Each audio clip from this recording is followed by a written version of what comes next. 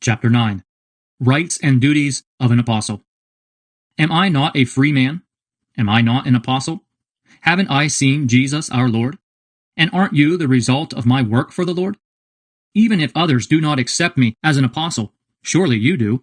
Because of your life in union with the Lord, you yourselves are proof of the fact that I am an apostle. When people criticize me, this is how I defend myself.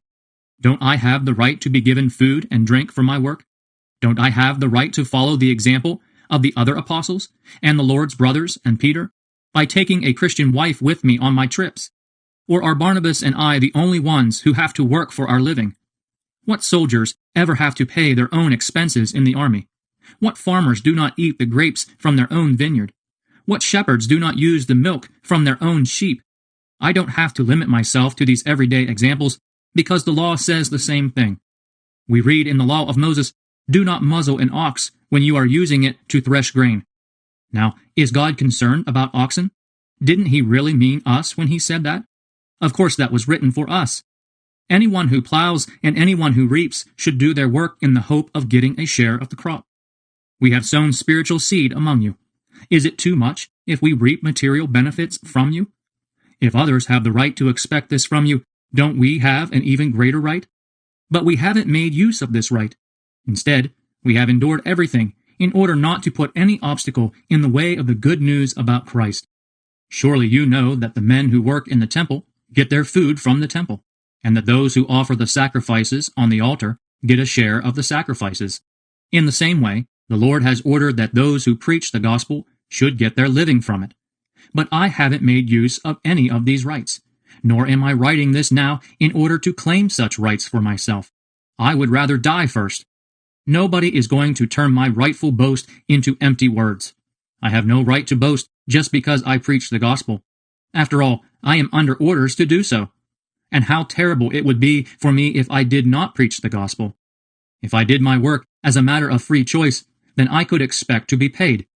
But I do it as a matter of duty, because God has entrusted me with this task. What pay do I get then? It is the privilege of preaching the good news without charging for it, without claiming my rights in my work for the gospel. I am a free man, nobody's slave, but I make myself everybody's slave in order to win as many people as possible.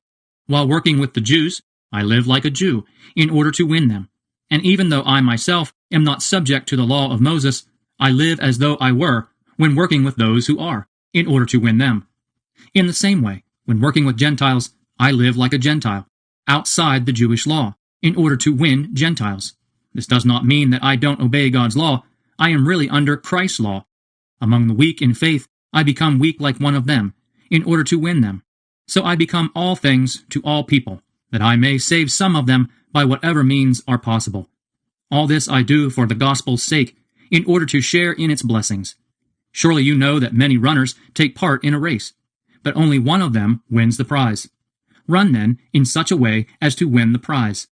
Every athlete in training submits to strict discipline, in order to be crowned with a wreath that will not last. But we do it for one that will last forever. That is why I run straight for the finish line. That is why I am like a boxer who does not waste his punches. I harden my body with blows and bring it under complete control, to keep myself from being disqualified after having called others to the contest.